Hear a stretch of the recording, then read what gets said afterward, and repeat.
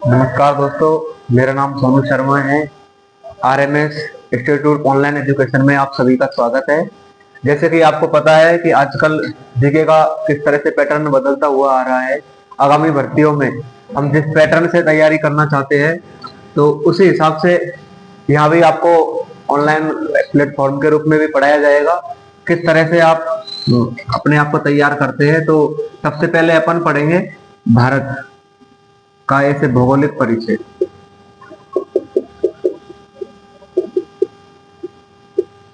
भारत का भौगोलिक परिचय। तो इनमें भी आप आजकल क्या है कि जो भारत का जो क्षेत्र है, इसकी आकृति है, सीमा रेखा है, वो टॉपिक कट है और ज्यादातर प्रश्न है वो आते हैं भूआकृतिक प्रदेश से। भारत के भूआकृतिक प्रदेश ये लिखा होता है सिलेबस में, भारत के भूआकृतिक प्रदेश। तो भूआकृतिक प्रदेशों में सबसे पहले अलग अलग टॉपिक है। जैसे आपके 6 प्रदेश है भारत के भूआकृतिक प्रदेश। कितने? 6। और एक है भारत के भूवैज्ञानिक खंड। तो भारत को भूवैज्ञानिक खंडों के आधार पर 3 भागों में बांटा जाता है। तो इसके खंड 3 है। तो अपन यदि अपडेट नहीं होंगे, अपडेट वर्जन से नहीं पढ़ेंगे, अपडेट संस्करण से कोई किसी भी बुक से नहीं पढ़ेंगे, तो अपन को क्या है कि प्रश्न गलत होने के चांस बढ़ेंगे। क्योंकि एक प्रश्न पूछ लेता है कि भारत को भूवैज्ञानिक खंड भारत के कितने हैं, तो 3 है। और भू आकृतिक खंड कितने? 6। तो ये ध्यान रखने वाली बात है, जल्दबाजी नहीं करनी है। कोई भी प्रश्न है डायरेक्ट पूछ लेता है तो भूवैज्ञानिक खंड तो 3 है और भूआकृतिक खंड 6। तो ये कहते हैं ना, आपको भारत को भौतिक आधार पर 6 भागों में बांटा जाता है, तो वो है ये भूआकृतिक प्रदेश भारत का। तो इसमें आप देखेंगे कि 6 प्रदेश कौन कौन से है।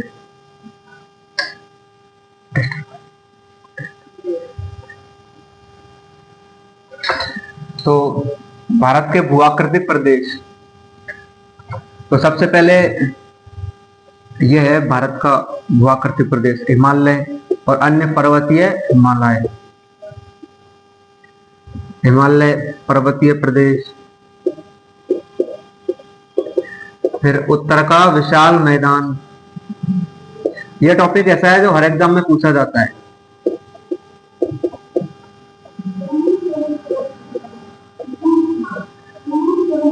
उत्तर का विशाल मैदान है, आपके प्रायद्वीपीय पठार है।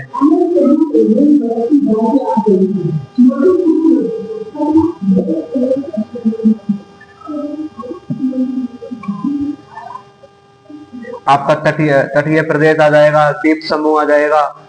उससे पहले आपका भारत का मरुस्थल, तो लिखेंगे भारतीय मरुस्थल।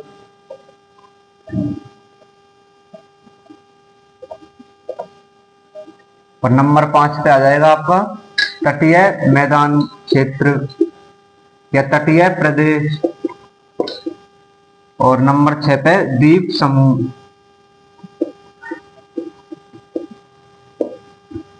तो ये तो 6 भौगोलिक प्रदेश है, भूआकृतिक प्रदेश, जिनकी चर्चा की थी संक्षेप में, और एक एक को डिटेल में पढ़ेंगे अब। और एक है भूवैज्ञानिक खंड, तो ये 3 है भारत के। तो ये तो भूआकृतिक प्रदेश है और भूवैज्ञानिक खंड 3 है। तो भूवैज्ञानिक खंड 3 कौन कौन से? जैसे एक तो हिमालय पर्वतीय मालाएं, ठीक है, और हिमालय अन्य पर्वतीय मालाएं, ठीक है, और प्रायद्वीपीय खंड है, आपका है सिंधु गंगा ब्रह्मपुत्र के मैदान है। ये 3 है। तो अलग अलग डिटेल में पढ़ लेते हैं पहले। जैसे भूवैज्ञानिक खंड है, पहले इसको समझा देता हूं।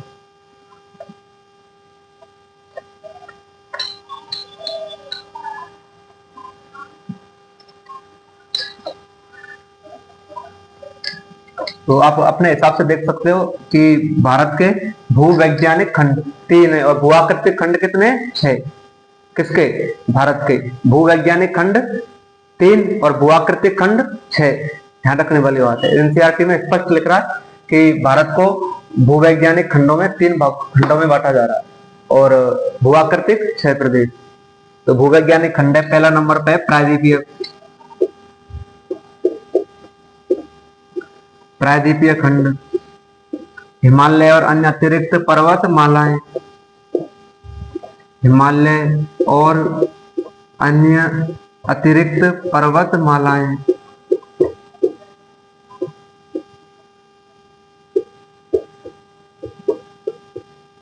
जैसे दक्षिण उत्तर पश्चिम से लेकर दक्षिण पूर्व तक की जितनी भी पर्वतमालाएं भारत की सब आ गई है। और आपका है सिंधु गंगा ब्रह्मपुत्र का मैदान, सिंधु गंगा ब्रह्मपुत्र के मैदान,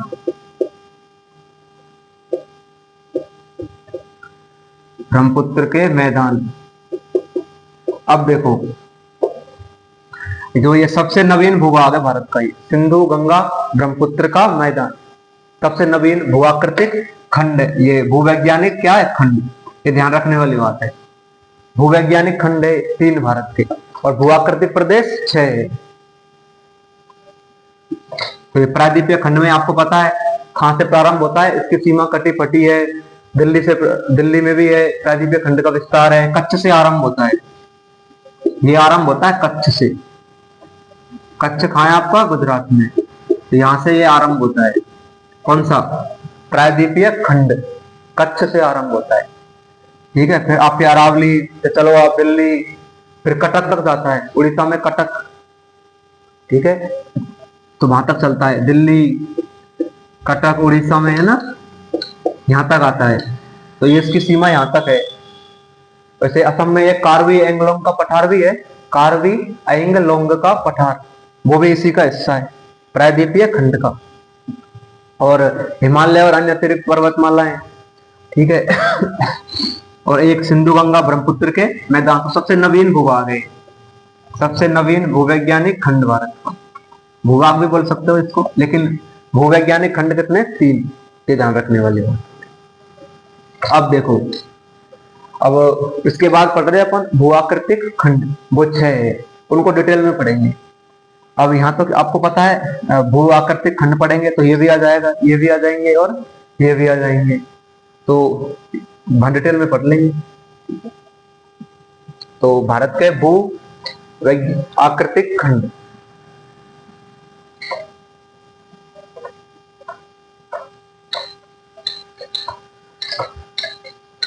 तो पैटर्न जिस तरह से बदलता जा रहा है, एग्जाम्स का क्वेश्चन पूछने का तरीका जिस तरह से बदल रहा है, तो हमको भी अपडेट होने की जरूरत है। ये नहीं कि पुराने ढर्रे में हम भू आकृतिक खंड 6 लेकिन भूवैज्ञानिक खंडों पर ध्यान नहीं दिया, तो ये ठीक नहीं होता, क्योंकि ये एनसीईआरटी में स्पष्ट लिखा हुआ है, 9th क्लास में भी है और 11th क्लास में भी है, और दो जगह स्पष्ट है, तो ये ऑटोमेटिक कंफर्म हो जाता है कि प्रश्न आने के बहुत ज्यादा चांस है।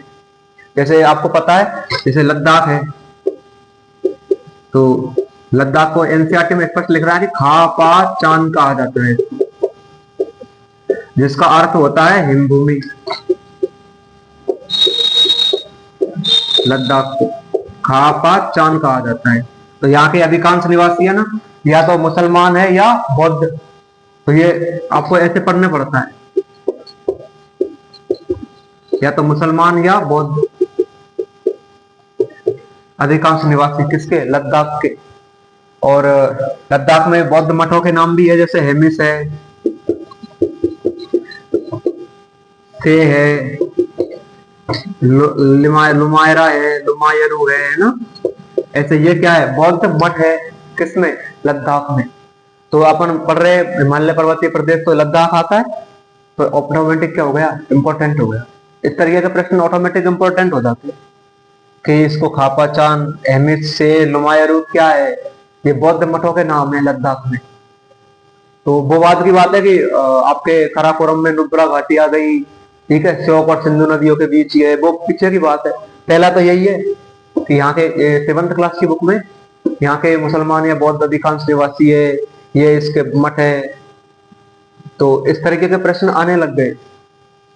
अब इनको क्या है, हम इग्नोर कर जाते हैं कि अच्छा लद्दाख है, इसको तो जानते हैं।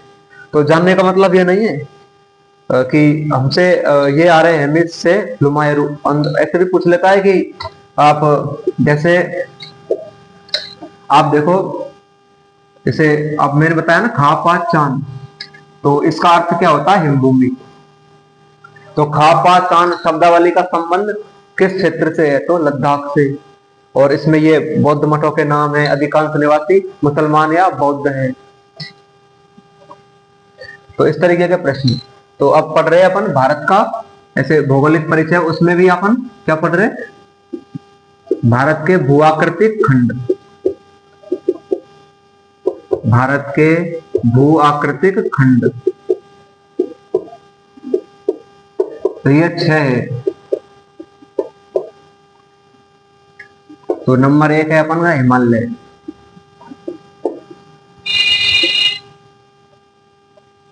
हिमालय और हिमालय पर्वतीय प्रदेश। और नंबर 2 पे है आपका उत्तर का विशाल मैदान, उत्तर का विशाल मैदान। और नंबर 3 है आपका प्रायद्वीपीय भारत, प्रायद्वीपीय क्षेत्र या पठारी क्षेत्र। फिर भारतीय मरुस्थल,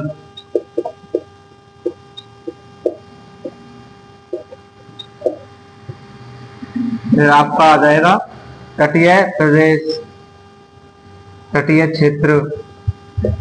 फिर आ जाएगा आपका द्वीप समूह। अब देखो एक एक का वर्गीकरण है, उसमें अपन इसको पढ़ेंगे सबसे पहले। अभी देखो सेकंड ग्रेड संस्कृत डिपार्टमेंट का एग्जाम हुआ, तो उसमें पूछा था हिमालय पर्वतीय प्रदेश से कि मध्य या लघु हिमालय में क्या है। जैसे शिमला है तो मध्य या लघु हिमालय का नाम क्या है? हिमाचल हिमालय। तो शिमला कहाँ है? हिमाचल में। कुल्लू कांगड़ी है, ऐसे चोटियां है ना ये, तो कांगड़ा कहाँ है? हिमाचल में। इतिहास में भी तो देखते हैं कि जहांगीर की धार्मिक कट्टरता का पहला उदाहरण कांगड़ा विजय में मिलता है। ठीक है, तो वो है। तो वो कांगड़ा कहाँ है? हिमाचल में। ठीक है, पहले पंजाब वाला क्षेत्र में भी था। तो अब देखो, तो हिमालय पर्वतीय प्रदेश, इसको क्या है कि इसका भी 2 प्रकार से वर्गीकरण है अलग अलग से, तो इनको पढ़ते हैं। हिमालय पर्वतीय प्रदेश का वर्गीकरण है, एक तो है इसका भौगोलिक वर्गीकरण,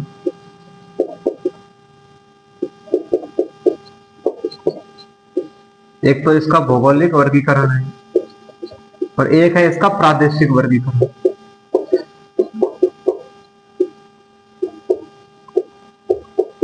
तो प्रादेशिक वर्गीकरण एक विद्वान थे सिडनी बुरार्ड, सिडनी बुरार्ड। ये सिडनी बुरार्ड के अनुसार है,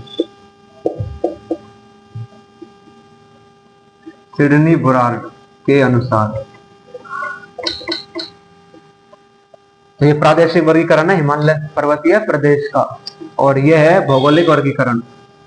तो भौगोलिक वर्गीकरण में जैसे ट्रांस हिमालय, मध्य हिमालय है, ठीक है, इस तरीके। तो ट्रांस हिमालय को तिब्बत हिमालय, ठीक है, बृहद हिमालय, फिर मध्य हिमालय, आपके उप हिमालय या शिवालिक की पहाड़ियां, और फिर पूर्वी पहाड़ियां और पर्वत। इस तरह से इसको 4-5 भागों में बांटेंगे, और इसको 4 भागों में बांटेंगे, जैसे पंजाब हिमालय, कुमायूं है, असम है, नेपाल हिमालय, ऐसे इस तरह से बांटेंगे। तो ये तो आपको पहले से ही पता होगा, ठीक है, पंजाब, कुमायूं, नेपाल हिमालय, असम हिमालय, ठीक है। तो भौगोलिक वर्गीकरण में सबसे पहले है ट्रांस हिमालय, ट्रांस हिमालय तिब्बत में के आसपास है, इसलिए तो इसको तिब्बतीय हिमालय भी कहा जाता है। और नंबर 2 है आपका जैसे बृहद हिमालय। तो बृहद हिमालय, इसको महान हिमालय भी कहते हैं, इसको महान हिमालय भी कहते हैं। महान हिमालय कह दो, आंतरिक हिमालय भी इसको कहा जाता है, आंतरिक हिमालय भी लिख सकते हो, आंतरिक हिमालय। और नंबर 3 आपका ट्रांस हो गया, बृहद हो गया, मध्य हिमालय, मध्य या लघु हिमालय या हिमाचल हिमालय। अब हिमाचल में जितने भी पहाड़ है, चोटियां हैं, ज्यादातर यहीं के हो गए। ठीक है, तो पूछा था सेकंड ग्रेड में, यही पूछा था। ऐसे कांगड़ा है, कुल्लू है, ये कहाँ है, किस हिमालय में है? तो मध्य या लघु हिमालय। ऑप्शन में यही था, मध्य या लघु हिमालय। तो भौगोलिक वर्गीकरण से प्रश्न आया है। प्रादेशिक से भी प्रश्न आता है, भौगोलिक से भी आता है। और चौथा है, जैसे आपको पता है कि ट्रांस हो गया, बृहद हो गया, बृहद हिमालय, मध्य या लघु हिमालय, फिर उप हिमालय,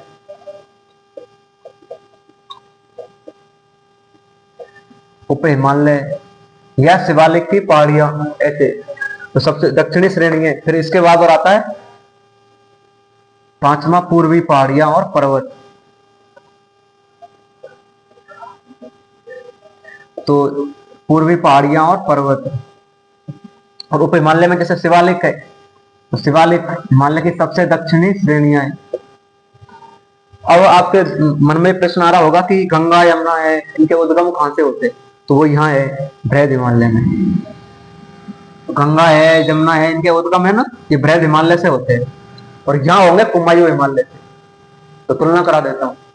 तो बृहद हिमालय है, तो इनके बृहद हिमालय से गंगा यमुना है, जो प्रमुख नदियां हैं भारत की, उनके उद्गम है, स्थल है। और ऐसे ही कुमायूं हिमालय से गंगा यमुना का यहाँ से। जैसे इसका भी बता देता हूँ। जैसे इसमें 4 भागों में बांटते हैं। तो पंजाब हिमालय, एक तो पंजाब हिमालय, फिर कुमायूं हिमालय, फिर नेपाल हिमालय, पंजाब, कुमायूं, नेपाल हिमालय, फिर असम हिमालय। तो ये कुमायूं हिमालय से गंगा यमुना के उद्गम प्रादेशिक वर्गीकरण में। तो और भौगोलिक वर्गीकरण में बृहद हिमालय से गंगा यमुना के उद्गम। जैसे आपको पता है ना, केदारनाथ, बद्रीनाथ, ये कुमायूं हिमालय में ही है। गंगा यमुना का उद्गम हो रहा है तो पास में ही है, ज्यादा अंतर नहीं है। तो कुमायूं हिमालय में आएंगे। केदारनाथ है, बद्रीनाथ है, ऐसे भारत के धार्मिक स्थल उत्तर भारत के 3 नाम वाले ऐसे। तो कुमायूं हिमालय में आ गए। तो यहां से भी गंगा यमुना का उद्गम होता है। गंगा यमुना का उद्गम, गंगा यमुना का उद्गम होता है यहाँ। और भौगोलिक वर्गीकरण में यहां से होता है गंगा यमुना का उद्गम। तो महान हिमालय, आंतरिक हिमालय या बृहद हिमालय, यहां से गंगा यमुना का उद्गम होता है।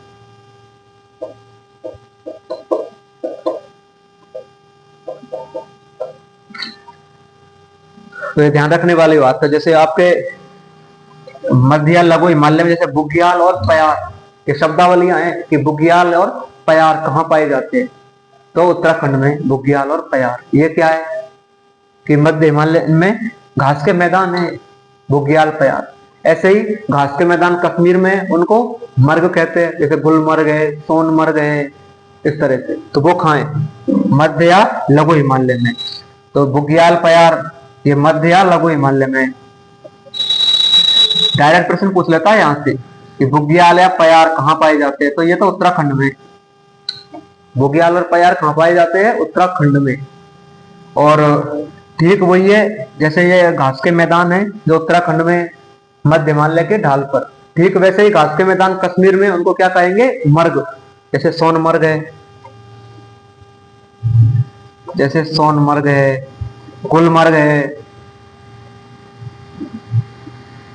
सोनमर्ग, गुलमर्ग, ये भी मध्य हिमालय या लघु या हिमाचल हिमालय में। तो ये है। अब ऐसे भी, अब इनमें भी अलग अलग वर्गीकरण है।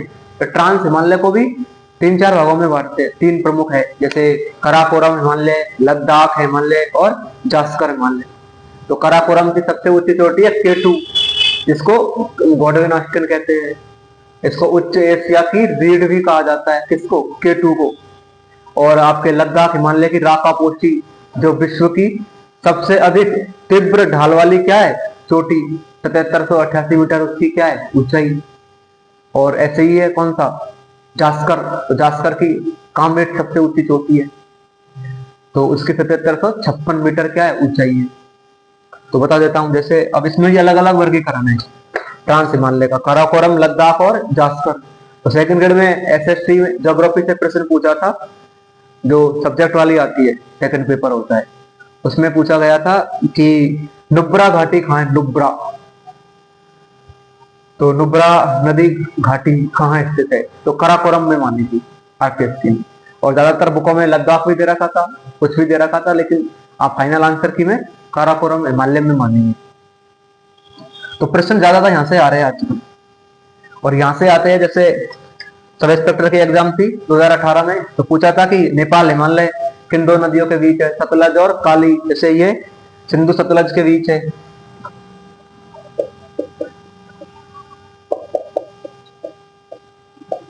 सिंधु सतलज नदी के बीच है, ये सतलज और काली के बीच है, सतलज और काली नदी के मध्य है कौन सा हिमालय, कुमायूं हिमालय।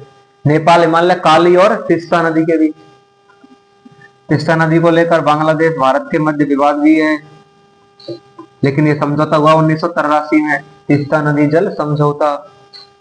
फिर असम, तीस्ता और ब्रह्मपुत्र या दिहांग, एक ही बात है, ब्रह्मपुत्र आ जाए या दिहांग आ जाए, बात एक ही है, तीस्ता और ब्रह्मपुत्र या दिहांग,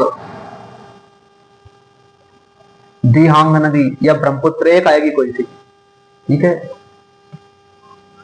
यांगयाप दर्रे से प्रवेश करती है भारत में कौन सी नदी, ब्रह्मपुत्र नदी। यांगयाप दर्रा अरुणाचल प्रदेश में, यहाँ से ब्रह्मपुत्र नदी भारत में क्या प्रवेश करती है।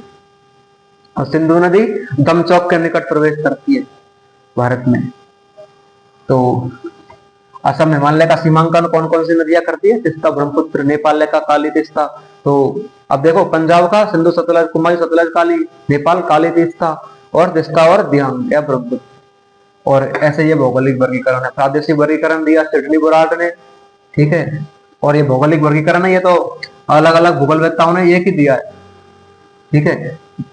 और हिमालय पर्वतीय प्रदेश, तो इसके आप दो भाग हो गए, भौगोलिक और प्रादेशिक। भौगोलिक ये है, प्रादेशिक ये है। फिर इसमें भी अंदर है कि काराकोरम है, तो काराकोरम हिमालय, इसमें को भी तीन भागों में बांटेंगे। जैसे काराकोरम है, लद्दाख है, जास्कर हिमालय। तो काराकोरम की सबसे ऊंची चोटी है K2 गॉडविन ऑस्टिन, जो भारत की सबसे ऊंची चोटी है। विश्व की दूसरे नंबर की क्या है चोटी, पाक अधिकृत कश्मीर में है, ठीक है। तो इसकी सबसे ऊंची चोटी गॉडविन ऑस्टिन हो गई, K2 हो गई, ठीक है। लद्दाख की हो गई राकापोसी,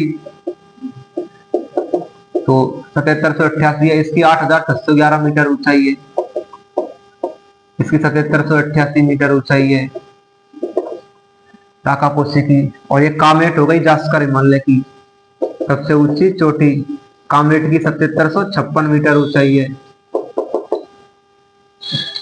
ठीक है। तो ये आपको ये अंदर से वर्गीकरण है।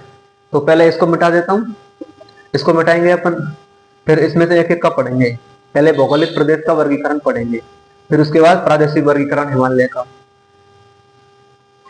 तो गंगा यमुना के उद्गम हो रहे बृहद हिमालय, महान या आंतरिक हिमालय क्षेत्र से। और यहाँ से प्रादेशिक में पूछ ले तो कुमायूं हिमालय से होता है। अब इनके भी अलग अलग वो है, जैसे 560 किलोमीटर इसकी लंबाई है, ठीक है। इसकी 320 किलोमीटर है, इसकी 720 है, इसकी 800 किलोमीटर है लंबाई नेपाल हिमालय की। तो जैसे माउंट एवरेस्ट ये कहाँ होंगी, नेपाल हिमालय में ही होंगी, ठीक है।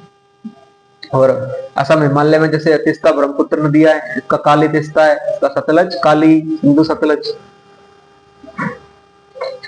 तो बुग्याल और पयार मध्य या लघु हिमालय के पाए जाते हैं। कश्मीर में जो घास के मैदान होते हैं, कश्मीर में तो उनको मर्द कहेंगे, उत्तराखंड में उनको बुग्याल या पयार कहेंगे।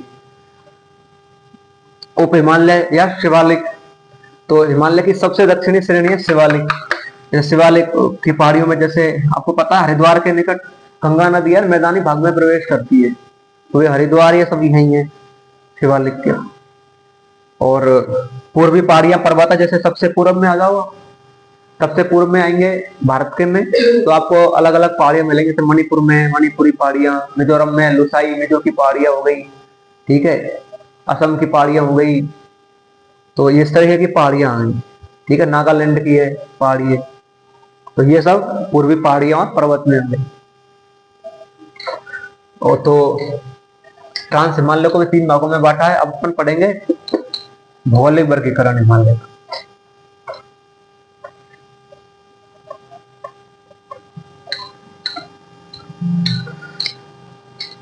प्रश्न अब आजकल इस तरह से ही आने लगा है कि निम्न में से कौन सा कथन सत्य है, फिर नीचे ऑप्शन देता है कि 1 2 3 सही है, 2 3 4 सही है। लेकिन भारत के जो है ना, ये ज्योग्राफी में उतना गहराई में नहीं जाता है, पॉलिटिकल में बहुत गहराई में जाने लगा है, और वहां से आएंगे क्योंकि पॉलिटिकल तो हकीकत है, जो आप उस व्यवस्था से है, शासन व्यवस्था में है, तो उसका आपको बहुत गहराई तक नॉलेज होना चाहिए पॉलिटिकल का। और ज्योग्राफी है, आप जिस प्रदेश में, जिस क्षेत्र में रह रहे हो, जिस देश में रह रहे हो, उसका भी नॉलेज हो, तो यहाँ इतना गहराई में नहीं जाता, यहाँ तो एनसीईआरटी पैटर्न फॉलो करता है ज्योग्राफी में तो। लेकिन पॉलिटिकल में एनसीईआरटी से भी अलग जाता है, बहुत कुछ अलग होता है वहां के प्रश्नों में, तो वहां आप अलग से किताब बुक ऐसे पढ़ सकते हो, लेकिन ज्योग्राफी में तो यहाँ से बाहर आता भी नहीं।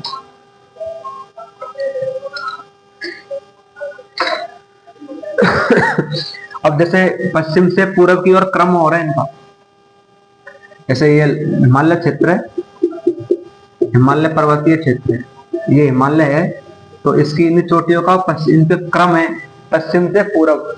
ऐसे इनको भी जुम्मा लेता है कई बार।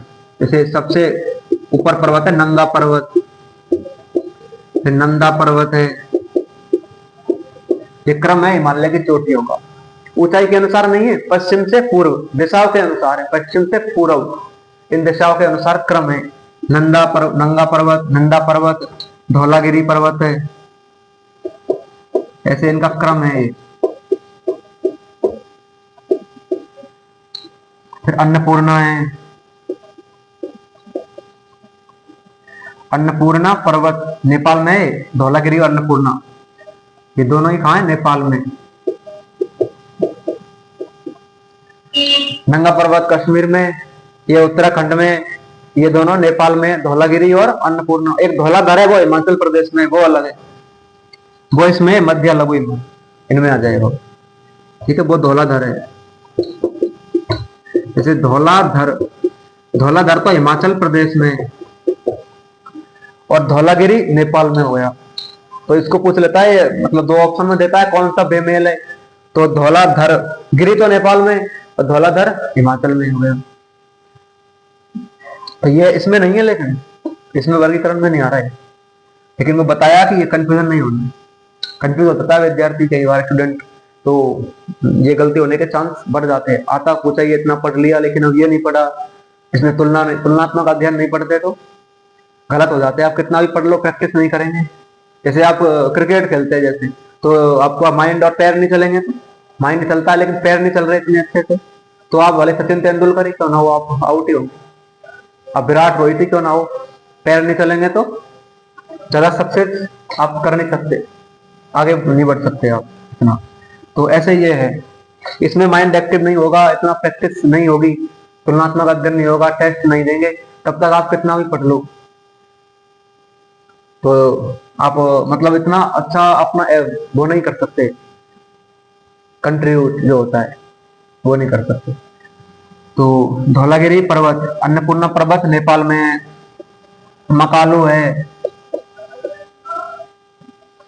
कंचनजंगा है आपका, ऐसे। तो ये क्रम है, देखो सबसे पहले नंगा पर्वत है, नंदा पर्वत है, धौलागिरी है, अन्नपूर्णा है, फिर इसमें कहाँ है, नेपाल में माउंट एवरेस्ट है, ठीक है, माउंट एवरेस्ट को भी लिख देते हैं।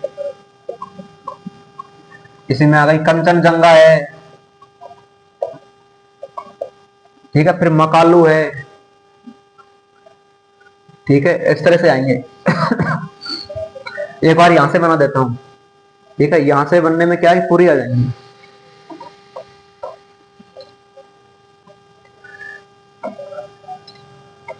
जैसे ये हिमालय प्रदेश है, तो इसकी क्या है कि ये पश्चिम से पूर्व इनकी चोटियों का क्रम है। जैसे नंगा पर्वत है सबसे पहले, नंगा पर्वत है, इसकी ऊंचाई है 8126 मीटर, कश्मीर में है। ये नंदा पर्वत है, इसकी ऊंचाई 7817 मीटर, इसकी 8126 मीटर है ऊंचाई, ये उत्तराखंड में है। और नंगा नंदा फिर धौलागिरी है, ये नेपाल में, ठीक है, इसकी ऊंचाई 8172 मीटर। फिर अन्नपूर्णा है, ये 8078 मीटर है, ये भी नेपाल में ही है। फिर एवरेस्ट है, पर आपको तो ये ध्यान रखना है कि मतलब भारत के जो टच में है उसको ध्यान रखना है। तो एवरेस्ट है, मकालू है, ठीक है, माउंट एवरेस्ट है। तो इसकी ऊंचाई तो आपको पता ही है कितनी है, 8848.86 मीटर इसकी ऊंचाई है। फिर मकालू है, मकालू ये भी नेपाल में, ये भी नेपाल में, ये भी नेपाल में, ये भी नेपाल में। तो ये सब कहाँ है, नेपाल में हो गई, चारों नेपाल में ही हो गई। मकालू है, धौलागिरी, अन्नपूर्णा, एवरेस्ट, तो नेपाल में ही हो गई, ठीक है। अब देखो, और अब फिर है धौलागिरी, अन्नपूर्णा, एवरेस्ट, मकालू, कंचनजंगा और नामचा बर्मा, ये अरुणाचल में नामचा बरवा। ये पश्चिम से पूर्व क्रम है इन चोटियों का, ठीक है। तो नंगा, नंदा, धौलागिरी, अन्ना, एवरेस्ट, मकालू, कंचनजंगा और नामचा बर्मा, ये क्रम है पश्चिम से पूर्व। हिमालय पर्वतमाला क्या है कि ऐसे ये अरुणाचल प्रदेश में वो दक्षिण पश्चिम से उत्तर पश्चिम की ओर घूम रही है। अरुणाचल में तो ये क्या है कि दक्षिण पश्चिम से उत्तर पश्चिम की ओर घूम रही है। और आपके सिक्किम में, दार्जिलिंग में ये पूरब से पश्चिम की ओर जा रही है। क्या, हिमालय पर्वतमाला सिक्किम में और दार्जिलिंग में, दार्जिलिंग बंगाल और सिक्किम एक राज्य, तो यहाँ पूरब से पश्चिम की दिशा की तरफ है। और स्थित कहां से, उत्तर पश्चिम से दक्षिण पूर्व की ओर क्या है, अवस्थित है। हिमालय पर्वतमाला 2500 किलोमीटर में क्या है, लंबाई है, धनुषाकार रूप में, ऐसे धनुषाकार रूप में। और अरुणाचल में तो इसकी चौड़ाई मात्र 20-25 किलोमीटर ही है, और इसके मध्य भाग में इसकी चौड़ाई ज्यादा है, 160 से 400 किलोमीटर तक क्या है चौड़ाई है। तो वैसे 2500, 2500 किलोमीटर लंबी है, ठीक है। ये मोटा मोटा आइडिया है, होना चाहिए लोगों को बस। पर इसमें अंदर यह है कि इसका पश्चिम से पूर्व क्रम है, तो ये ध्यान होना चाहिए कि नंगा, नंदा, धौला, अन्ना, एवरेस्ट, मकालू, कंचनजंगा, नामचा, बरवा, ये इनका पश्चिम से पूर्व चोटियों का क्रम है, हिमालय की चोटियों। और ऊंचाइयों के अनुसार तो आप जमा सकते हो, देखो ये है मकालू की 84-81 है ऊंचाई, कंचनजंगा की 85-98 मीटर है, नामचा बर्मा की 77-56 मीटर, 7756, इसकी भी इतनी है, ध्यान रखना। कामेट चोटी है जास्कर हिमालय की, इसकी भी 77-56 है, और इसकी भी 77-56 मीटर ऊंचाई है। गुरुला मंदाता वो नेपाल में, उसकी 7728 मीटर है, 56 का आला 28, 77-28 गुरुला मंदाता है नेपाल में। वो यहाँ नहीं आ रही, लेकिन वो नॉलेज होना चाहिए, गुरुला मंदाता नेपाल में, उसकी 77-28 है, 56 का आधा कर लो, 7728 है उसकी। और इन दोनों की एक है, नामचा बर्मा की और कामेट की ऊंचाई एक है 77-56 मीटर। और जास्कर की सबसे ऊंची चोटी है, लद्दाख की राकापोसी सबसे अधिक तीव्र ढाल वाली 7088, काराकोरम की K2, उत्तर एशिया की रीड, इसको ऐसे कहते हैं। अब अरुणाचल प्रदेश में हिमालय पर्वतमाला दक्षिण पश्चिम से उत्तर पश्चिम की ओर घूम रही है। कौन कौन से कथन सत्य है हिमालय के बारे में, तो इनमें सत्य सत्य में काम आता है ऐसे प्रश्न कि अरुणाचल में हिमालय की पहाड़ियां दक्षिण पश्चिम से उत्तर पश्चिम की ओर घूम रही है, पहला सही है। फिर सिक्किम, दार्जिलिंग में ये पूरब से पश्चिम से पूरब की ओर है, सही है। पूरब से पश्चिम की ओर है, सॉरी, सिक्किम में और दार्जिलिंग में। ठीक है, तो इस तरह से है। और आप और ऐसे जाएंगे तो ये कहां से कहां स्थित है, उत्तर पश्चिम से दक्षिण पूर्व की ओर अवस्थित है। क्या हिमालय पर्वतमाला 2500 किलोमीटर है, धनुषाकार है, 400 ऐसे किलोमीटर इसकी चौड़ाई भी है बीच में, लेकिन यहाँ आकर तो 20-25 किलोमीटर ही रह जाती है। इसमें दर्रे भी बहुत हैं, जैसे लिपुलेख दर्रा है, कैलाश मानसरोवर यात्रा के लिए काम में लिया जाता है। रेशम मार्ग का दर्रा, जैसे प्राचीन भारत के साथ व्यापार होता था, चीन का रेशम मार्ग, वो जाने के लिए वो दर्रा है, नाथुला दर्रा है, सिक्किम में है। और ऐसे भी और भी बहुत कुछ है, जैसे आपका और भी जैसे मानामिति उत्तराखंड में, बाराला चाला हिमाचल प्रदेश में, यांगयाक अरुणाचल प्रदेश में, तुजू दर्रा मणिपुर में, तुजू दर्रा खान मणिपुर में, इम्फाल जाने का मार्ग है, वो राजधानी मणिपुर की, तो वहां जाने का मार्ग है तुजू दर्रा। तो इस तरह से आपको धीरे धीरे नॉलेज करना है, जैसे इनमें ऐसे तुलनात्मक पढ़ना है। धौलाधर तो हिमाचल में हो गई, धौलागिरी नेपाल में हो गई, 81-72 है इसकी ऊंचाई मीटर में। तो ट्रांस हिमालय में कराकोरम, लद्दाख, जास्कर 3 क्षेत्र आ गए। तो कराकोरम में नुब्रा घाटी भी आ गई, केटू भी आ गई। ठीक है, केटू या गॉडविन ऑस्टिन भारत की सबसे ऊंची चोटी है, लेकिन पूर्णतः भारत में स्थित, ये पाक अधिकृत कश्मीर में पूर्णतः भारत में स्थित सबसे ऊंची चोटी कंचनजंगा हो गई, 85-98 या 85-86 मीटर, एक ही बात है। पुरानी किताबों में ये लिख रहा है, नई में ये है 85-98 मीटर, ये 85-86 मीटर है कंचनजंगा चोटी। तो पूर्णतः भारत में स्थित भारत की सबसे ऊंची चोटी कंचनजंगा है। और वैसे पूर्णतः कुछ नहीं लगाए और डायरेक्ट पूछे तो केटू करना है। और विश्व की दूसरी सबसे ऊंची केटू, यहाँ भारत की यह है कंचनजंगा। सिक्किम में कंचनजंगा, कंचनजंगा सिक्किम में, नामचाबरबा अरुणाचल प्रदेश में, और अब गुरुला मंदाता वो नेपाल में 7728 मीटर है गुरुला मंदाता। तो पश्चिम से पूर्व क्रम आपने देख लिया कि नंगा पर्वत है, नंदा है, धौलागिरी है, ये पश्चिम से पूर्व का क्रम है हिमालय की चोटियों का, ऊंचाइयों के अनुसार आप देख सकते हो। ठीक है, और धौलाधार हिमाचल में, धौलागिरी नेपाल में, गुरुला मंदाता भी नेपाल में, कंचनजंगा आपको पता सिक्किम में है ही है। तो धौलाधार हिमाचल में हो गई। अब देखो एक बार थोड़ा सा क्विक रिवीजन करा देता हूँ। तो मध्य लघु हिमालय में बुग्याल या पयार पाए जाते हैं। तो बुग्याल पयार क्या है, एक घास के मैदान है उत्तराखंड में, वो पाए जाते हैं। और आपके मर्ग कश्मीर में, जैसे गुलमर्ग, सोनमर्ग, वो कश्मीर में घास के मैदान। एक मोलेसिस बेसिन है, वो मिजोरम में है, मोलेसिस बेसिन।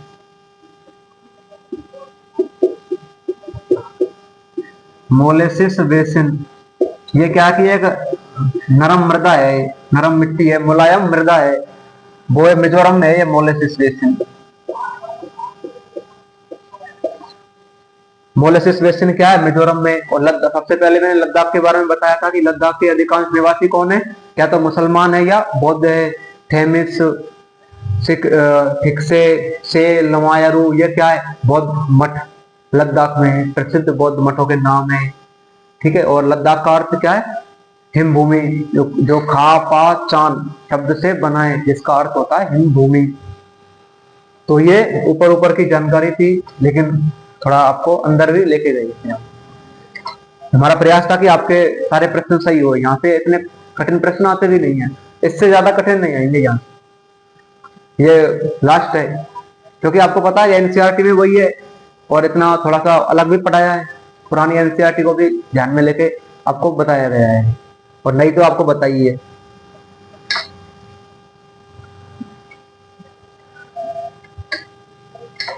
तो भूआकृति प्रदेश 6 थे। तो इनमें देखो ये पश्चिम से पूरब की चोटी थी। सबसे पहले अपन हिमालय पढ़ ही रहे।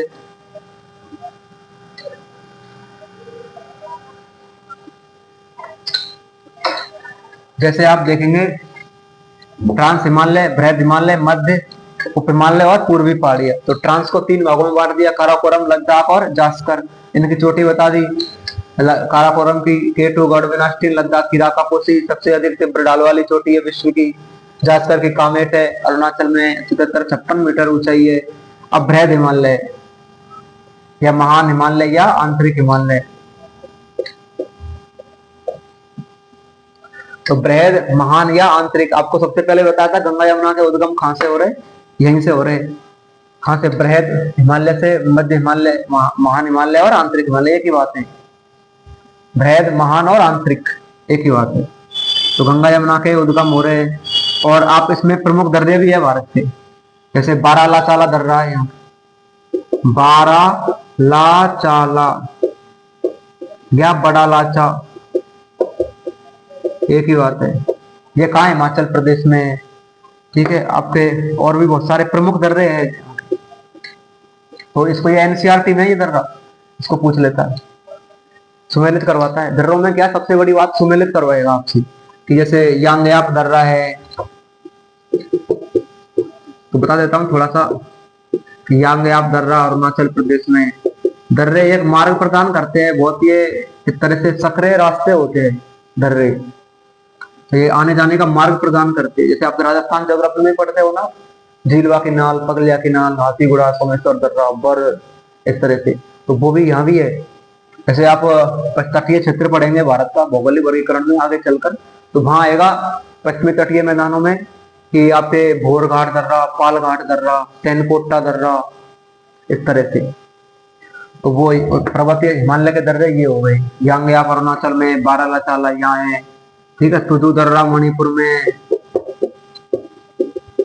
तुजू दर्रा मणिपुर में, और आपके नाथुला सिक्किम में हो गया, मानानीति उत्तराखंड में, लिपुलेख दर्रा उत्तराखंड में, इस तरह से। ये सब दर्रे यही है, नाथुला, लिपुलेख, मानानीति। कैलाश और मानसरोवर यात्रा के लिए कौन सा दर्रा काम में लेते हैं? लिपुलेख दर्रा, लिपुलेख, ये उत्तराखंड में है। तो ये हो गया। अब मध्य या लघु हिमालय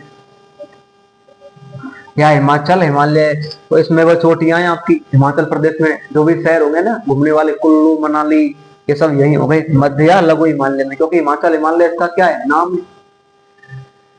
उप हिमालय में शिवालिक की पहाड़ियां, जैसे हरिद्वार के निकट है। ठीक है, शिवालिक की पहाड़ियां हैं। हिमाचल प्रदेश है आपका, उत्तराखंड में हरिद्वार है, इस तरह से उप हिमालय में आ गया। पूर्वी पहाड़ियां में आपके मणिपुर की पहाड़ियां हैं, असम की है, नागालैंड की पहाड़ियां जितनी भी है वो सब इसमें आ गई। बरेल पहाड़ियां हैं, सब इसमें आ गई, पूर्वोत्तर क्षेत्र की। और तो भौगोलिक और प्रादेशिक, तो प्रादेशिक में तो आपको बताया था कि पंजाब, नेपाल को, पंजाब, कुमायूं, नेपाल और असम हिमालय। प्रादेशिक वर्गीकरण तो वो है, और भौगोलिक वर्गीकरण ये है, ट्रांस, बृहद, मध्य, लघु, उप हिमालय या शिवालिक, पूर्वी पहाड़ियां। ये पश्चिम से पूरब क्या है? चोटियों का क्रम बताया था। और ये आपको पता है 6 भारत के भूआकृतिक खंड है। अब अपन पढ़ते हैं आपका हिमालय का प्रादेशिक वर्गीकरण। तो इनको एक बार बता देता हूं कि जैसे नंगा पर्वत है सबसे पश्चिम में, हिमालय की सबसे पश्चिमी चोटी कौन सी है? हिमालय की सबसे पश्चिमी चोटी नंगा पर्वत है। और नंदा है, फिर ये आते जाओ, फिर ये ऑप्शन में नहीं है तो ये कर देना, ये नहीं है तो ये कर देना। इतना आपको गहराई में नहीं, इतना आपको तो क्रम पूछेगा, पश्चिम से पूर्व की और हिमालय की चोटियों का कौन सा विकल्प सही है, तो आपको छाट लेना है, आपको मिलेंगे वहां पे ऑप्शन। फिर अब देखना, अब अपन एक तो ये हो गया, और अपन भौगोलिक प्रादेशिक वर्गीकरण पढ़ते हैं। लेकिन उससे पहले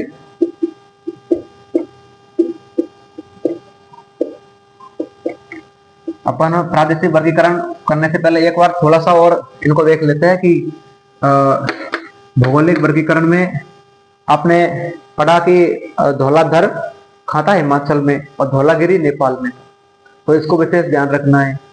और बारालाचाला के दर्रा को ध्यान रखना है। नाथुला ये रेशम मार्ग वाला दर्रा था प्राचीन भारत में, रेशम मार्ग होता था ना चीन के साथ, रेशम व्यापार होता था, सिल्क मार्ग, सिल्क वे उसको कहते थे। ये नाथुला दर्रा से होता था वो व्यापार भारत चीन के मध्य।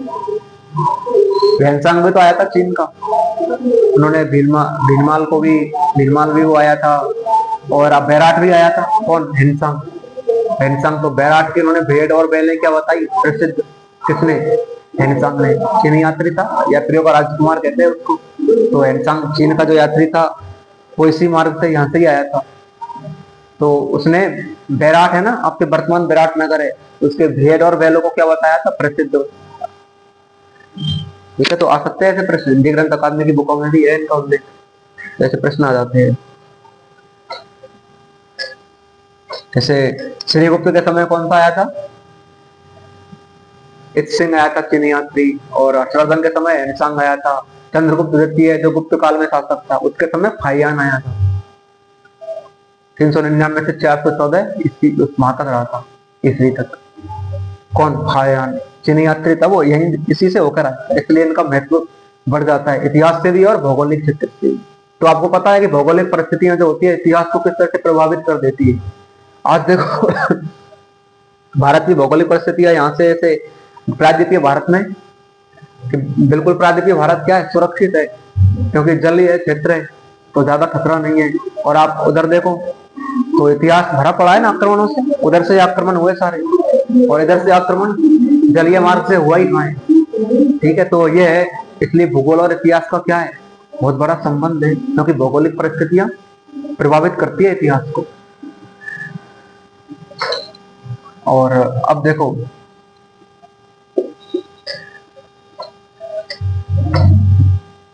आपका ये हो गया बृहद, मध्य हो गया, लघु हो गया। तो इसमें क्या बताया था? मर्ग और एक बुग्याल और पयार।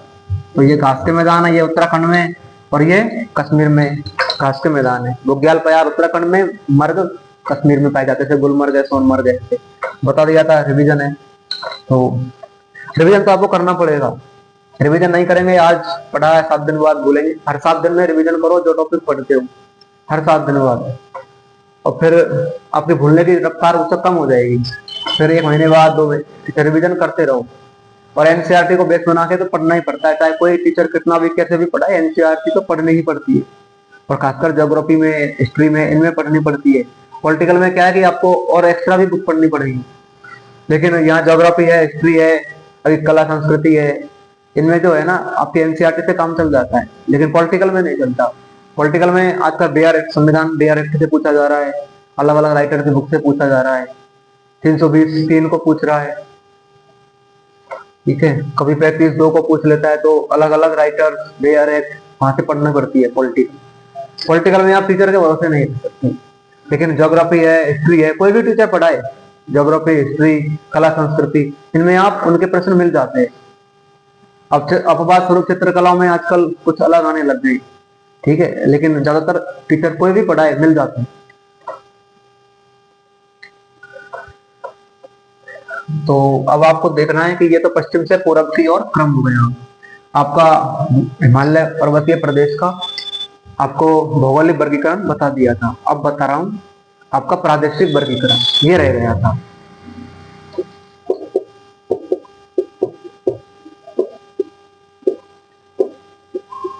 तो हिमालय का प्रादेशिक वर्गीकरण सिडनी बुरार्ड नामक वैज्ञानिक ने दिया है, सिडनी बुरार्ड ने। तो आजकल देखो पटवारी है, पुलिस है, सब एग्जामों में प्रश्न आते हैं। ये टॉपिक ही ऐसा है, भारत का भौगोलिक खंड। तो ये भूआकृति जो प्रदेश है, आजकल वो सीमा रेखा है, वो नॉर्मल पूछ लेता है कि जलीय, स्थलीय, नॉर्मल, कोई खास बात नहीं होती है। लेकिन यहाँ से स्टूडेंट को समझ में नहीं आता कि क्या करना है, पश्चिम से पूरब की ओर क्रम उल्टा सीधा कर देते हैं। तो ये नॉर्मल, आपको ज्यादा याद नहीं है लेकिन ये याद है तो प्रश्न सही होने, कठिन प्रश्न आएगा तो यहाँ से आ जाता है, पश्चिम से पूरब की ओर क्रम क्या है हिमालय से। और सीधा प्रश्न आता है तो यहाँ से आ जाता है प्रादेशिक वर्गीकरण से, जो कि आपका पंजाब हिमालय है, हुमायूं हिमालय है, आपका नेपाल हिमालय है, आपका असम हिमालय है, पंजाब हिमालय। तो इसमें देखो पंजाब हिमालय सबसे पहले तो यह है कि सिंधु और सतलज नदियों के मध्य है, स्थित है। कौन सा? पंजाब हिमालय। और कुमायूं, सतलज काली, काली तिस्ता, तिस्ता दियांग। तो सिंधु और सतलज नदियों के बीच है।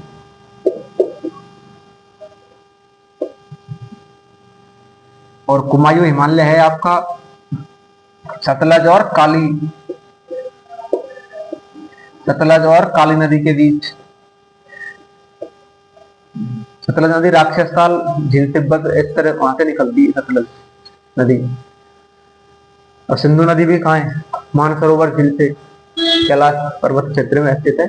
आपके लद्दाख हिमालय में पढ़ाया था ना, तो वो कैलाश पर्वत है ना, वो लद्दाख में ही है, जिसको आप कहते हैं ना कैलाश पर्वत, जहाँ कोई चढ़ नहीं पाया, कोई पता नहीं क्या है, वैज्ञानिक भी सोचते हैं कि पता नहीं क्या है, ये कोई रहस्यमयी जगह है, तो एवरेज से ऊंचाई कम है, लेकिन इस पर कोई चढ़ नहीं पाया, पता नहीं क्या है, कोई रहस्य है, तो वो लद्दाख हिमालय है।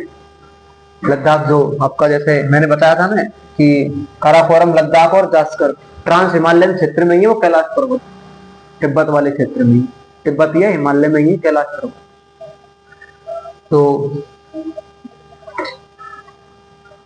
आपका नेपाल हिमालय में काली और तीस्ता नदी, और आपका तीस्ता और ब्रह्मपुत्र नदियां, ये असम हिमालय का सीमांकन करती है।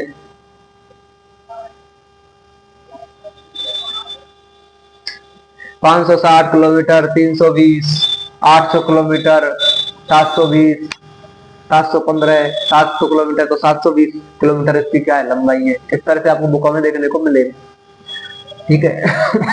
जैसे 560 किलोमीटर लंबाई है, ठीक है, 320 किलोमीटर है, 800 किलोमीटर है, आपकी 720 किलोमीटर है, इस तरह से मिलेगा। तो सबसे ज्यादा बड़ा यही तो है सिंधु सतलज, सतलज का ऐसा ही भी पूछा था ये प्रश्न 2018, जो अक्टूबर में लगी थी 2018 में, वहां पूछा था ये। नेपाल हिमालय किन नदियों के बीच है? तो काली और तीस्ता नदियों के बीच है। जैसे आपकी नदी पढ़ेंगे तो पंचनद नाम से एक शब्द आता है, पंचनद। पंचनद में 5 नदी शामिल है। 5 नदी में कौन कौन सी है? तो उसमें सिंधु नदी का उल्लेख नहीं है, तो सीधा सीधा पूछ लेता है कई बार। जैसे पंचनद है ना, पंचनद 5 नदियों का क्षेत्र, तो इसमें पहली नदी झेलम है, चिनाब है, रावी है, ब्यास है, सतलज है। अब बताओ सिंधु नदी कहाँ है? इसमें नहीं है, सिंधु नदी का उल्लेख नहीं है इसमें। तो आप देख लो पंचनद में कौन कौन सी नदियां शामिल है, तो कौन सी नहीं है? सिंधु नहीं है। तो सिंधु इसके लगता है ऐसा है कि सिंधु होगी, लेकिन सिंधु पंचनद में शामिल नहीं है। पंजाब का नाम भी इससे बना है, आब यानी दोआब क्षेत्र, पंच यानी 5 नदियों के बीच का जो दोआब क्षेत्र है वो पंजाब था, तो वहां ये नदी मेन है। जैसे और भी डायरेक्ट प्रश्न जो इंपॉर्टेंट होता है, हमेशा ही इंपॉर्टेंट होता है, जैसे अंबाला नगर है एक, कहाँ का? पंजाब का अंबाला नगर, कैंट भी है, ठीक है, छावनी क्षेत्र। तो अंबाला नगर है पंजाब का। तो ये क्या है कि सिंधु नदी तंत्र और गंगा नदी तंत्र के बीच जल विभाजक का क्या करता है? कार्य करता है। क्या? अंबाला नगर, इधर का जल अरब सागर में जाएगा, इधर का जल बंगाल की खाड़ी में, मतलब जल विभाजक का कार्य करेगा। आपको तो यही ध्यान रखना है कि जो अंबाला नगर है ना, कौन सा नगर सिंधु तंत्र और गंगा तंत्र के जल विभाजक का कार्य करता है या जल विभाजक पर स्थित है, तो कौन सा है? कौन सा स्थित है बताओ? अंबाला नगर स्थित है।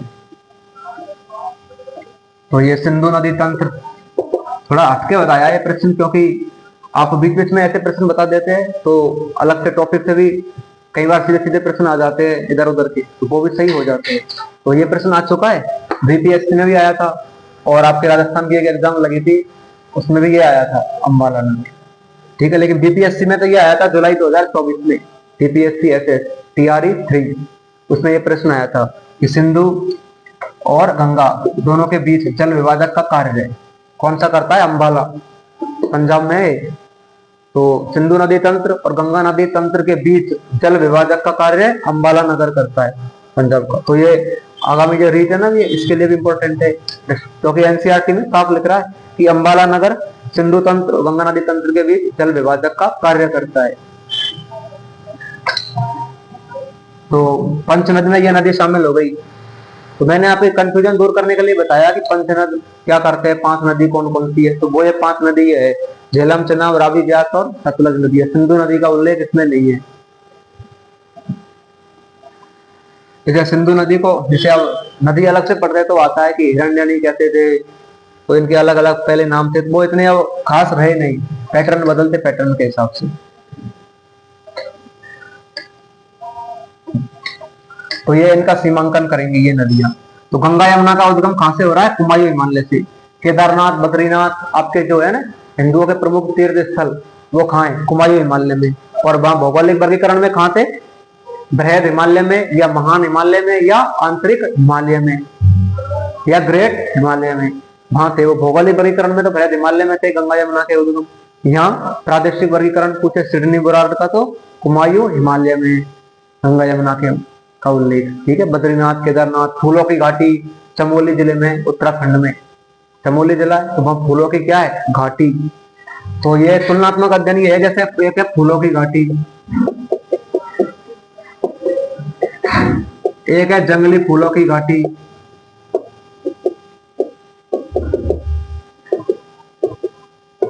तो दोनों अलग अलग है। ये तो है उत्तराखंड में और ये है नागालैंड में। तो ये अंतर है, देखो जंगली फूलों की घाटी नागालैंड में, ठीक है, और फूलों की घाटी उत्तराखंड में। जैसे आपका एक साइलेंट वैली है, शांत घाटी, केरल के पलक्कड़ जिले में स्थित है। एक चुंबी घाटी है, ये इंपॉर्टेंट है, चुंबी घाटी। तो चुंबी घाटी कहाँ है? भारत, भूटान और तिब्बत या चीन, इनके त्रिकोण पर है चुंबी घाटी। और वैसे ये कहाँ है राज्य पूछ ले तो सिक्किम में। कौन सी घाटी? चुंबी घाटी। तो चुंबी घाटी सिक्किम में। भारत, भूटान और तिब्बत या चीन एक ही बात है, कब्जे में कर रखा है, अंडर में ले रखा है चीन ने। तो भारत, भूटान और तिब्बत तीनों के त्रिकोण पर कौन सी घाटी है? चुंबी घाटी स्थित है। और ये सिक्किम में चुंबी घाटी। ठीक है। भारत, भूटान और तिब्बत तीनों के त्रिकोण पर, तीनों के मिलन बिंदु पर क्या स्थित है? चुंबी घाटी स्थित है। और ये तो मैंने वैसे बताया था कि उत्तराखंड में ये है, ये यहाँ है। चुंबी घाटी इंपॉर्टेंट प्रश्न है। ठीक है, आगामी एग्जाम्स के लिए। और रीट के लिए इंपॉर्टेंट है अंबाला नगर सिंधु तंत्र गंगा नदी तंत्र के बीच जल विभाजक का कार्य करता है।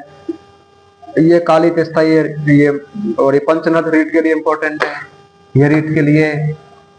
ठीक है। और धौलागिरी और धौलाधर हिमाचल में, धौलागिरी नेपाल में, और बुग्याल पयार उत्तराखंड में, और मर्ग कश्मीर में, और मिजोरम में मोलेसिस बेसिन, ये इंपॉर्टेंट हो गया। ठीक है। लेकिन ये मेन एग्जाम कोई भी हो, जैसे आपकी पटवारी, जैसे कोई भी मेन एग्जाम, जैसे एग्जाम हो भर्ती वाली एग्जाम हो, जैसे मतलब भर्ती किए जाते हो, तो उनमें ये इंपॉर्टेंट हो जाएगा चुंबी घाटी। जैसे आप पटवारी की आ रही है मई में, वहां से ये प्रश्न हो जाएगा आपकी। और भी आएंगे सेकंड ग्रेड की है तो ये प्रश्न इंपॉर्टेंट हो गया। ठीक है। तो वहां से प्रश्न इंपॉर्टेंट ये हो जाते हैं। और जैसे पात्रता एग्जाम कोई भी हो, तो उसमें जैसे अंबाला नगर है, सिंधु नदी तंत्र गंगा के बीच जल विभाजक का कार्य करता है, और ये इनमें से पंचनद कौन कौन सी है, तो ऐसे प्रश्न आ जाते हैं। और तिब्बत ढाल वाली चोटी लद्दाख हिमालय में, राकापोटी 7788 मीटर इसकी क्या है ऊंचाई है। और पंचनद में झेलम, चनाब, रावी, ब्यास, सतलज नदियां आ गई। ठीक है। और ये प्रादेशिक वर्गीकरण सिडनी बोरार्ड वैज्ञानिक का हो गया। और ये पंजाब, कुमायूं, नेपाल और असम। सिंधु, सतलज, सतलज काली, काली तीस्ता और तीस्ता ब्रह्मपुत्र या दियांग नदियां असम हिमालय का सीमांकन करती है। अब देखो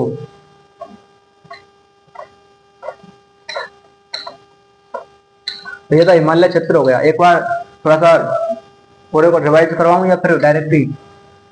तो रिवाइज करेंगे तो इसमें मेन इंपॉर्टेंट बिंदु यही रहेंगे, जैसे आपका मिजोरम बेस, जैसे लद्दाख बताया था सबसे पहले में, तो एक बार क्विक रिवीजन कर लेते हैं। तो लद्दाख बताया था, तो लद्दाख को खा पा चान कहते हैं। इसका अर्थ हिमभूमि होता है, ठीक है। और इसमें हेमिस है, थिक्से है, ये बौद्ध मठों के क्या है नाम है, से है, लुमायरू लामायरू है, ये क्या है बौद्ध मठों के नाम लद्दाख में। ऐसे पूछ लेता है कि हेमिस, या फिर सुमेलित करवा लेता है या फिर पूछ लेता है। तो ये क्या है बौद्ध मठ है। अधिकांश निवासी कहाँ बताए थे इसके, मुसलमान है या बौद्ध है, या तो मुसलमान या बौद्ध, दोनों धर्मों के। किसके निवासी, किसके, लद्दाख के। और आपको पता है लद्दाख की सबसे ऊंची चोटी, लद्दाख हिमालय की राकापोसी, ये इसकी चोटी है। तिब्र ढाल वाली क्या है सबसे ऊंची चोटी विश्व की। फिर इसके बाद आपको हिमालय का भौगोलिक वर्गीकरण बताया था, प्रादेशिक वर्गीकरण भी बताया था। तो भौगोलिक वर्गीकरण में आपको ट्रांस हिमालय बताया था, तो कराकोरम, लद्दाख और जास्कर। तो कराकोरम की सबसे ऊंची कृष्णगिरी या केटू या गॉडविन ऑस्टिन, जिसको उच्च एशिया की रीढ़ कहते हैं। फिर लद्दाख हिमालय जिसकी राकापोशी है। जास्कर हिमालय की कामेट है, 77-56 मीटर क्या उसकी ऊंचाई है अरुणाचल में, ठीक है। फिर आपका ये बताया था कि मध्य लघु हिमालय, मध्य लघु हिमालय इसके बाद बताया। उससे पहले आपको बृहद हिमालय भी बताया था, बृहद हिमालय, महान हिमालय या आंतरिक हिमालय, जिसमें गंगा यमुना के क्या थे उद्गम स्थल थे आपका। और मध्य लघु में मर्ग और बुग्याल या पयार, जो उत्तराखंड में बुग्याल पयार, तो मर्ग कश्मीर में है। और आपके थोड़ा सा इधर हटके बताया था कि मोलेसिस बेसिन क्या था, मिजोरम में, मुलायम मृदा वाला क्षेत्र है मोलेसिस बेसिन, वो मिजोरम में है। तो ये प्रश्न पूछा जा चुका है। और मणिपुरी बेसिन, सरोवरी बेसिन का क्या है उदाहरण है, मिजोरम में मोलेसिस बेसिन। तो इस तरह के तो प्रश्न हो गए। आपके हरिद्वार के निकट गंगा मैदानी भागों में प्रवेश करेगी, वो शिवालिक श्रेणी में, वहां दोनों ओर द्वार पाए जाते हैं, ठीक है। पूरब में उनको द्वार कहेंगे जो ऊंचे घाटी मैदान है, जो शिवालिक की श्रेणियों में है। पूरब में तो द्वार है, पश्चिम में दून है, जैसे देहरादून है, कोटली दून है, पाटली दून है, वो तो पश्चिम में हो गए। और पूरब में द्वार हो गए, जैसे हरिद्वार है, इस तरह से। और एक द्वार और द्वार में अंतर है, ध्यान रखना। ये तो द्वार है, तो ऊंचे घाटी मैदान मिलते हैं शिवालिक की श्रेणियों में, उनको तो द्वार कहते हैं पूरब में। लेकिन एक द्वार अलग है ये।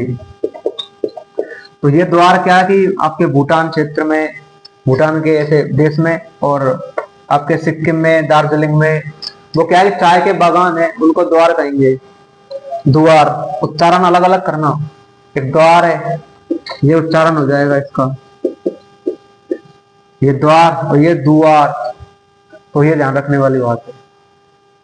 तो ये तो ऊंचे घाटी मैदान जैसे हरिद्वार है पूरब में, तो पश्चिम में जैसे देहरादून है, कोटली दून है, पाटली दून है, ये हो गए। और ये चाय वाला क्षेत्र है, जैसे आपका भूटान है, सिक्किम है, दार्जिलिंग है, वहां के जो चाय के बागान है उनको द्वार कहेंगे, दुआर, ठीक है। ये ध्यान रखने वाली बात है।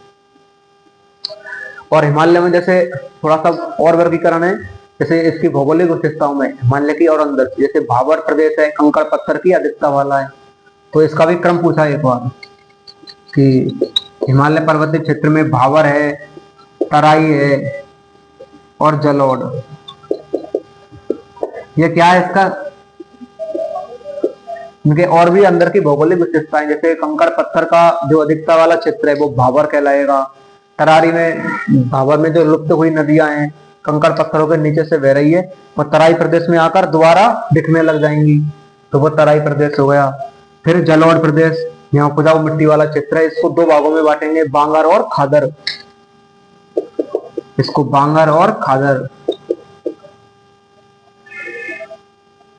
और एक खादर। तो भाबर, तराई, बांगर और खादर, ये इनके क्रम हो गए।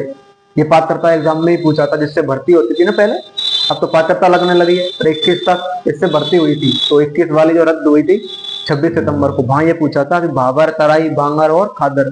एनसीईआरटी में लिख रहा है स्पष्ट, तो पूछेगा ही, क्योंकि स्पष्ट लिख रहा है आपके पास माध्यमिक शिक्षा बोर्ड की बुकों में कि एनसीईआरटी को ही फॉलो किया जाएगा।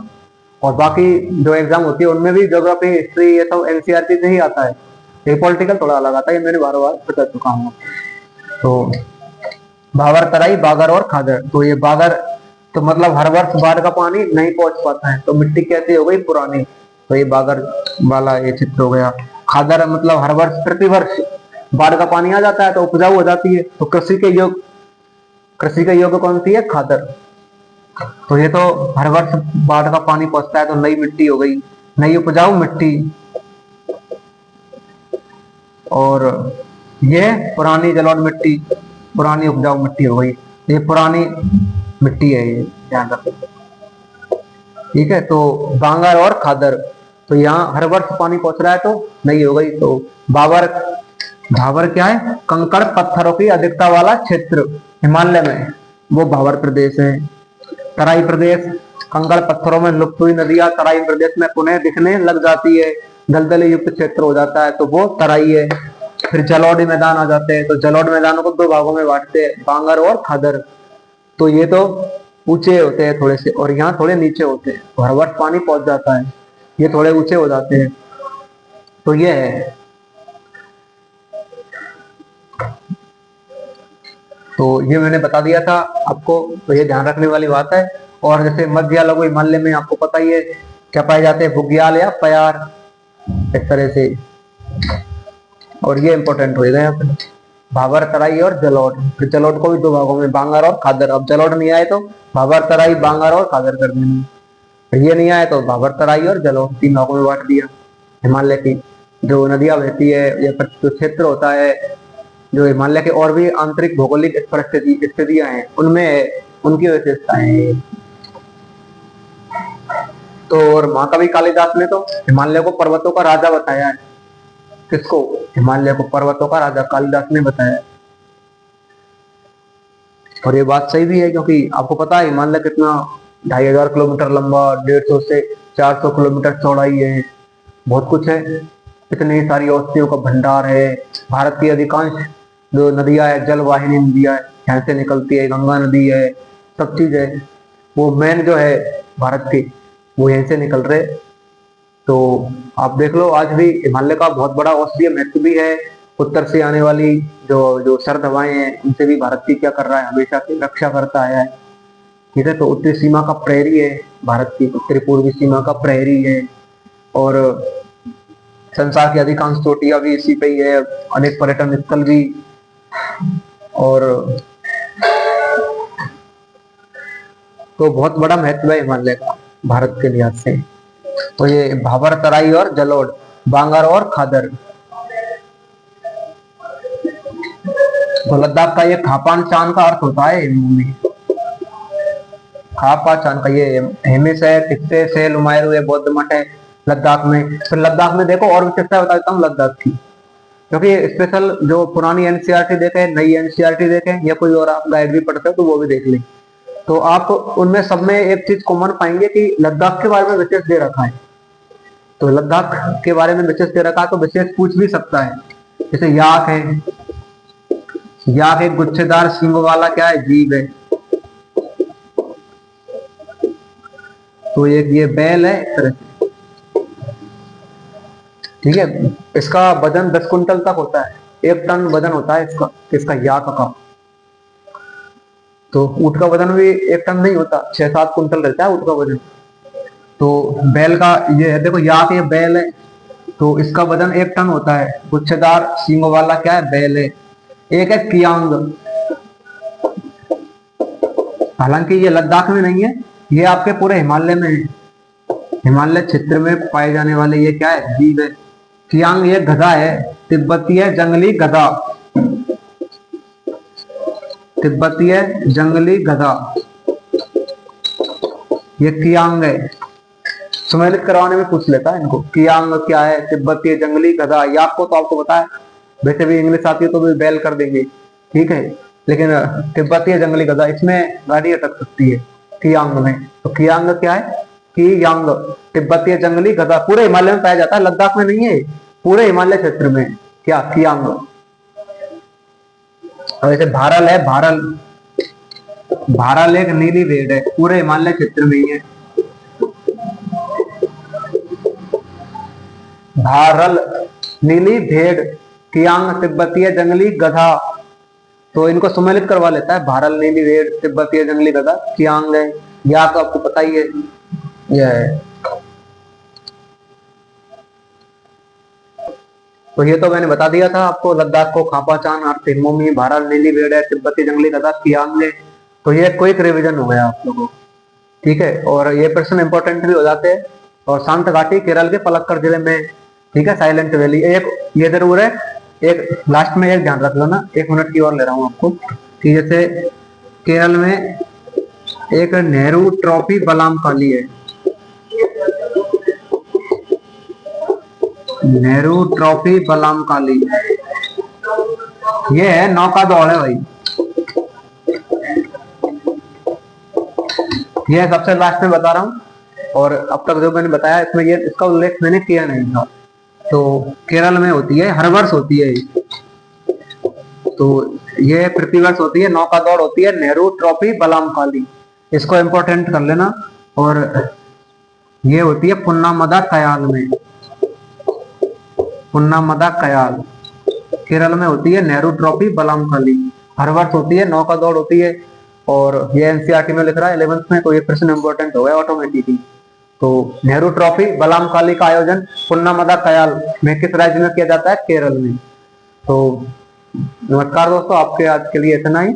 और बाकी अब जो अगला टॉपिक है, जैसे उत्तर का विशाल मैदान है जो भारत के भूआकृतिक प्रदेशों में, उसको अपन एक दिन और विस्तार से देखेंगे। Thank you.